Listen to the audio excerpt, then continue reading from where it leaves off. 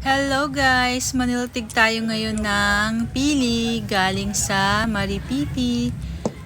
And thank you po sa nagdala ng pili, Clive. Thank you so much. Ayan, kumain muna si Dudong. Baka. Dito nakain yan.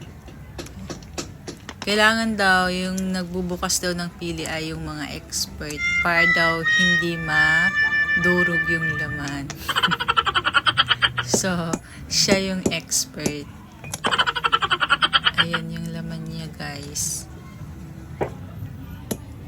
Dahil palaro dyan ah. At ayan, kinakain na siya. Kasi mahirap na balatan kunin yung brown. Ayan, kaya kainin na lang. Grabe guys, sobrang linamnam niya. Kakaiba talaga yung yung pili. Mas masarap siya guys pag natanggal yung brown para pag kinain mo siya wala siyang sabit. Pero goods na yan kasi medyo mahirap nga siyang tanggalin. Sobrang sarap pa din naman niya. Ayan, bihira lang tayo makakain guys ng pili kaya kainin na natin lahat yan. Ayan. Hi! Hello Jessie!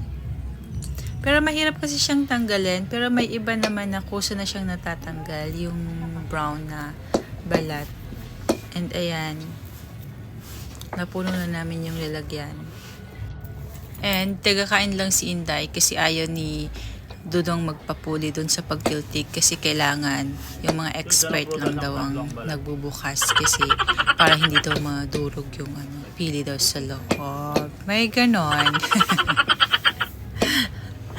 Ayan lang mga loves. Thank you for watching.